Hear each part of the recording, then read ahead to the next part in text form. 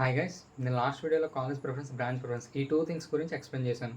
నన్ను college course గురించి కొంతమంది అడిగారు. దాంట్లో ఆదిత్య అనేది మనకి 3 క్యాంపసెస్ ఉన్నాయి. దాంట్లో first campus and second campus course అనేది ఈ వీడియో లాస్ట్లో స్క్రీన్ మీద డిస్ప్లే చేస్తాను. ఇంకొంతమంది దేని గురించి అడిగారంటే కాలేజ్ ప్రిఫరెన్స్ ఫస్ట్ ఇవ్వాలా, బ్రాంచ్ ప్రిఫరెన్స్ ఫస్ట్ ఇవ్వాలా అని అడిగారు.